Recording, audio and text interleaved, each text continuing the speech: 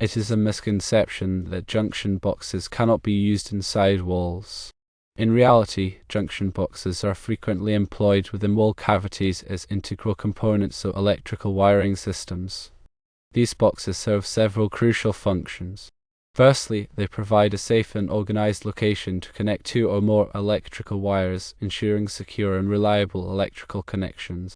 Secondly, they offer a degree of protection to the wiring connections from physical damage and environmental factors such as dust and moisture. Thirdly, junction boxes facilitate future access to the wiring for maintenance, repairs, or modifications to the electrical system. When installing junction boxes inside walls, there are some essential considerations to keep in mind to ensure safety and compliance with electrical codes. 1. The junction box must be securely mounted to a structural element of the building, such as a stud or a joist, to prevent it from moving or becoming dislodged over time. 2. All wiring connections within the junction box must be made using approved methods and materials, such as wire connectors or terminal blocks, to ensure proper electrical conductivity and prevent loose connections. 3. The junction box must be accessible for future inspection and maintenance. This means that the box cannot be completely concealed behind drywall or other building materials. Instead, it must be covered with a removable cover plate that allows access to the wiring connections. 4. The junction box must be of the appropriate size for the number and size of wires that it contains. Overcrowding the junction box can lead to overheating and other electrical hazards. The National Electrical Code, or NEC, provides specific guidelines for the installation and use of junction boxes. It is important to consult the NEC and any local electrical codes to ensure that your installation meets all applicable requirements. Some key NEC requirements related to junction boxes include the following. NEC Section 314.17 addresses the number of conductors allowed in a box.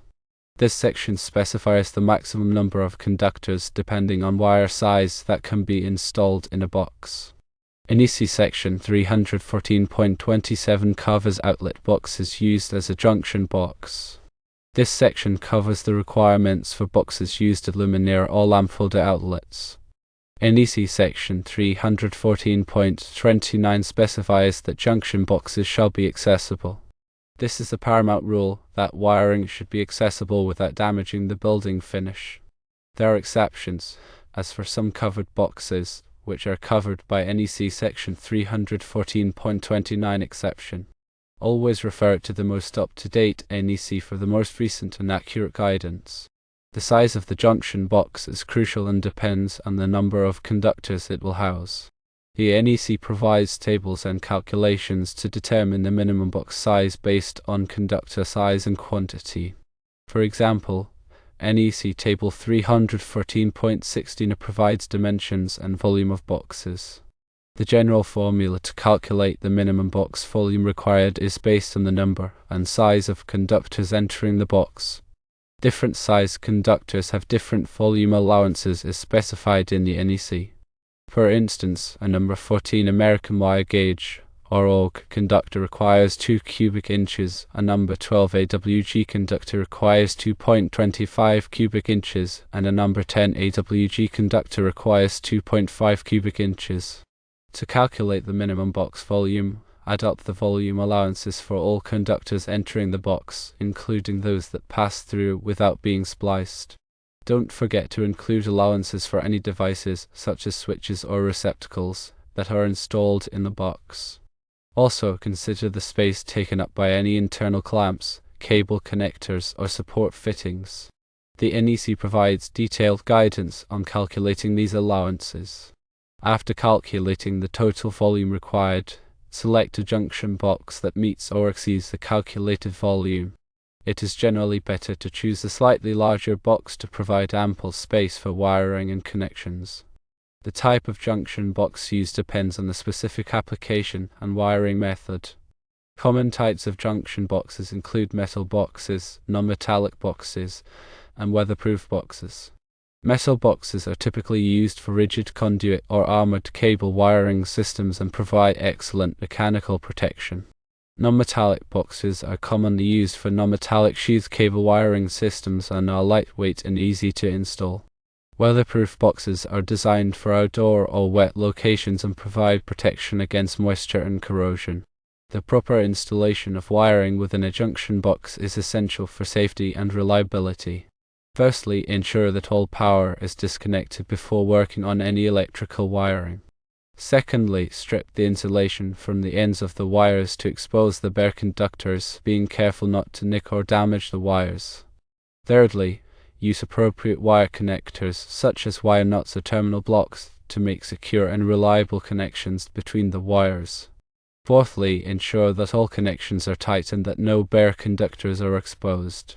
Fifthly, carefully arrange the wires within the junction box to minimize clutter and ensure that the box cover can be easily installed.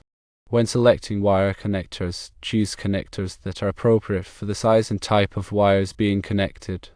Wire nuts are commonly used for splicing together two or more wires of the same size, while terminal blocks are often used for connecting wires of different sizes or for making multiple connections to a single point. Ensure that the wire connectors are properly sized for the number and size of wires being connected and that they are installed according to the manufacturer's instructions. Grounding is an essential safety measure that helps to protect against electrical shock. All metal junction boxes must be grounded to provide a path for fault current to flow back to the source, tripping the circuit breaker and de-energizing the circuit. Non-metallic junction boxes do not need to be grounded, but any metal devices or equipment installed in the box must be grounded.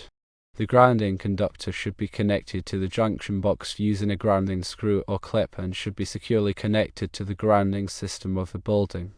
In addition to grounding, it is also important to provide overcurrent protection for all electrical circuits.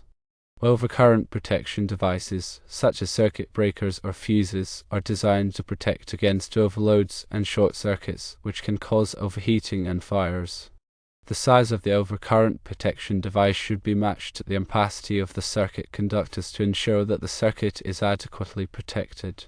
For example, a 15 amp circuit typically uses number 14 in AWG wire and a 15 amp circuit breaker. A 20 amp circuit typically uses number 12 AWG wire and a 20 amp circuit breaker. The NEC provides detailed guidelines for selecting the appropriate overcurrent protection devices for different types of circuits and applications. When working with electrical wiring, it is essential to follow all safety precautions to protect yourself from electrical shock and other hazards. Always disconnect power before working on any electrical wiring, and use appropriate personal protective equipment, such as rubber gloves and safety glasses. Never work on electrical wiring in wet or damp conditions, and be sure to keep your work area clean and free of clutter. If you are not comfortable working with electrical wiring, it is best to hire a qualified electrician to do the work for you.